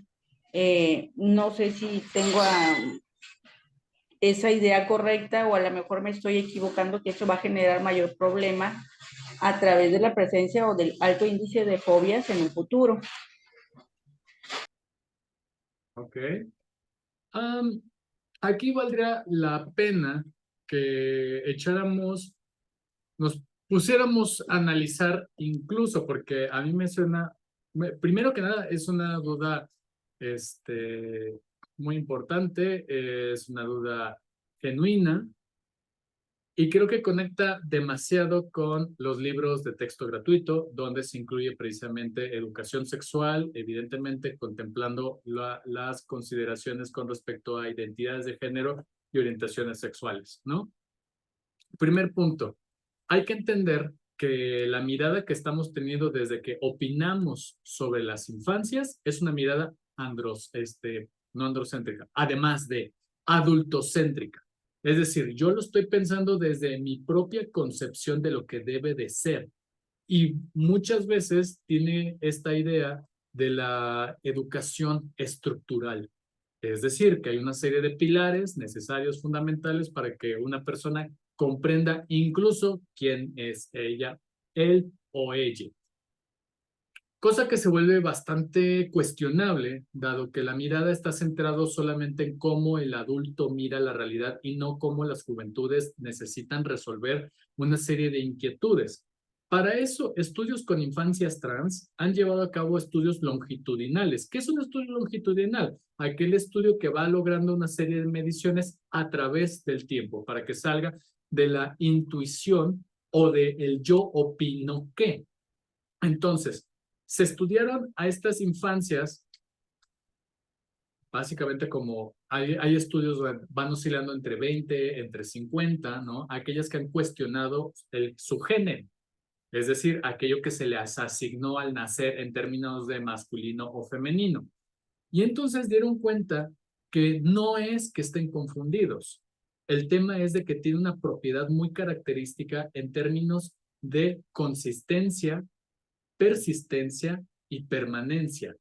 ¿Qué es esto? Consistencia. La idea tiene de alguna manera, una profundidad, lo que está diciendo la infancia. No me gusta el rosa, no creo que vaya conmigo. Hay un rechazo con respecto a eso. Segundo, persistencia. No es algo que va a cambiar solamente porque vio un programa de televisión, porque eso grupos conservadores han mencionado, ay, es que, ¿cómo te atreves a darle tanta opinión a un infante que cambia de opinión, como cuando cambia de calzones o cambia de calcetines o cambia de gustos con respecto a dinosaurios o elefantes? Por eso la parte de la persistencia y la consistencia de la idea que va generando la infancia es importante observarla a través del tiempo. Y luego tiene que ver con la permanencia, que es yo permanezco fijo a esta idea, es algo que me importa. Entonces, cuando están viendo estos estudios a nivel longitudinal, demuestran lo siguiente. Primero, van a haber infancias que no están de acuerdo con el género. Dos, esta parte de no estar de acuerdo con el género, más que le haga una confusión a la infancia, le está haciendo confusión al adulto que vivió en una época totalmente distinta, lo que refleja la primera idea o la hipótesis precisamente del adultocentrismo, que yo estoy evaluando lo que necesita el infante a través de lo que yo considero que realmente necesita. Ojo aquí, que sí es bien importante dentro de la ética ir considerando una propiedad bien importante que es el paternalismo. El paternalismo tiene que ver con esta actitud de cuidado que tiene el paterfamilia para cuidar a quien está en una inferioridad mental. Entonces, el paternalismo aparece en esta situación de protección. No es igual que yo agarre y diga, que yo vea al infante corriendo con unas tijeras y diga, tiene todo el derecho a correr con unas tijeras porque así va a forjar su identidad cuando se caiga y aprenda. No, el paternalismo te diría, cuida a esta criatura porque se puede caer y se saca un ojo. Ahí es un actuar correcto. Pero en el caso precisamente de la identidad, por eso pone en jaque el paternalismo y evidentemente esta mirada paternalista que se tiene de la construcción de la identidad. Entonces, es comprensible, es entendible que un adulto tenga esta preocupación. Sin embargo, por eso nos estamos enfocando a los estudios de género con una base científica, entre ellos precisamente la psicología, que ha aportado bastante, y por eso cuando hablamos de infancias trans, es el mejor ejemplo para poder entender cómo se va construyendo una identidad a través del tiempo con una serie de revisiones cada vez metodologizadas a través de del crecimiento de estas infancias. Entonces, yo espero esto haya ayudado un poco y ya después podríamos analizar qué tan idóneo es que los libros de texto gratuito tengan educación sexual. Yo estoy a favor de que haya educación sexual temprana porque así evitarías de alguna manera la pobreza. ¿Por qué digo esto? Porque una educación sexual temprana te permite el acceso a anticonceptivos. ¿Por qué? Porque lo que ha mostrado el Coneval es básica, que es el Coneval, es esta unidad de ciencias sociales que hace evaluación de la política pública y ha descubierto que las familias que viven en pobreza son aquellas familias cuya jefatura no solamente es femenina, sino que es una jefatura adolescente. Entonces, una adolescente embarazada es probable que viva en la pobreza. Entonces, si tú atiendes, previenes la pobreza a través de la educación sexual y el acceso a los anticonceptivos. También de alguna manera fomentas el libre desarrollo y la autodeterminación de las infancias a través de esta educación de género, al entender que tú eres libre de ir construyendo tu identidad. Y aquellas personas que piensan que eso básicamente es hormonizar infancias, déjenme, les digo que están totalmente equivocadas, pero eso ya lo veríamos en la siguiente clase, que tendría que ver con diversidad sexual, porque todavía nos queda, me parece, una clase más que tiene que ver con la primera unidad. Entonces, Profesor, mientras respira un poquito, tenemos aquí a Jason Ed Jaimes que nos pide si pudiéramos, o si pudiera usted compartir la diapositiva y fuentes para profundizar. claro, de hecho lo pueden revisar precisamente en el video, porque precisamente pongo el artículo de investigación en grande y ustedes lo pueden revisar, ¿no? Entonces, también para que lo tengan presente. Mandaré un anuncio grupalmente, así como los que he estado mandando, para comunicarles que ya va a estar el video y ahí es donde pueden tomar asistencia, ¿no? Ya van a ver su nombre, van a tener la fecha y evidentemente preguntas relacionadas con la clase del día de hoy. Entonces revisen el canal porque ahí es donde van a tener acceso a la lista de asistencia. Pues ya ha llegado la hora, yo ya quiero descansar un poquito. Ariday. Sí, perdón, profe. Igual estaba revisando unos comentarios y creo que fue el mismo que comentó ahorita la compañera Yolanda. Me ha parecido muy interesante ahorita cómo se han desarrollado las dinámicas de la clase pasada y esta, pero yo creo que para poder enriquecernos todavía un poquito más los aportes que hemos tenido o que podemos dar cada uno, podría ser bueno que al inicio de la clase pues dijéramos, tal vez vamos a trabajar sobre este hilo de tema, ¿no? Y ya sobre eso irnos, porque a veces repetimos cosas que ya ha dicho otro, que hemos hecho la otra clase pasada. Está muy padre, vuelvo a repetir, está muy padre esta dinámica, pero siento que para poder enriquecer un poquito espacio de comentarios y la manera en cómo usted también nos retroalimenta, pues sería una sugerencia que tal vez podamos poner en práctica la siguiente clase. No sé qué opinan. Sí, me parece bien. Igual y también fomentar ¿cómo se llama? La asistencia puntual, porque hay cosas que vamos retomando de la clase, como por ejemplo el tópico principal, salud mental con perspectiva de género, y creo importante también ser flexible, o al menos esa es mi didáctica como profesor, ser flexible ante las dudas, porque habrá gente que se está quedando atrás, y lo entiendo, es un horario en que están trabajando, pueden estar distraídos, hay gente que luego está conduciendo, y yo digo, ni prende la cámara cuando estemos conduciendo, quieren aún así participar, creo que están en su derecho, ¿no? Entonces también para fomentar la parte de la flexibilidad también y la paciencia, yo creo que vale mucho la pena primero iniciar con esta idea y segundo, en efecto, o sea, el tópico principal es salud mental con perspectiva de género, donde hago esta recapitulación continua porque solamente así es que vamos repasando cada vez más el término de que hablamos cuando hablamos de género, de perspectiva de género, cómo vemos el impacto en la salud mental, van saliendo ejemplos y claro, nos vamos a ir perdiendo, pero es parte de una clase tan nutrida, tan grande de tantas personas, ¿no? Entonces, pues nada, yo creo que la solicitud ahí, la invitación a ser pacientes es clave. Sí, Nos profesor, vemos perdón, aquí. disculpe la interrupción, profesor, discúlpeme. Nos están pidiendo aquí en el chat, ya con insistencia, el formulario, no sé, la liga de Google Forms para la El asistencia. formulario, como se los dije, va a aparecer en el canal de YouTube. Ahí va a aparecer. Entonces ahí pueden picarle a su asistencia. ¿Va? Ok, ¿y hasta cuándo va a estar activo? Porque ya ve que se meten de manera asincrónica también. Ajá, la clase se estrena el martes y va a estar vigente hasta el miércoles. Para que Ok, tengan tiempo. No, de todas ahí está la maneras, información. Sí. va. Gracias. Profe, creo que lo que preguntaban es que, por ejemplo, las personas que hacemos el esfuerzo por entrar hoy y los que alcanzan a ver la clase el día martes, dentro del canal de YouTube, pues en realidad tendríamos como que no sé cómo decirlo, pues ahora sí que el mismo interés, ¿no? O sea, o la misma oportunidad de tomarla y entonces podemos verla de manera sincrónica y de todas maneras tener asistencia o cómo estaría eso. Fíjate que es muy bonita pregunta porque pone en ejercicio esto de igualdad, equidad. Para ser igualitarios, todos tienen que tener la misma oportunidad. Es decir, entiendo el esfuerzo que están haciendo ustedes por estar presente y es súper agradable escucharles porque además tienen esa oportunidad de tener la retroalimentación.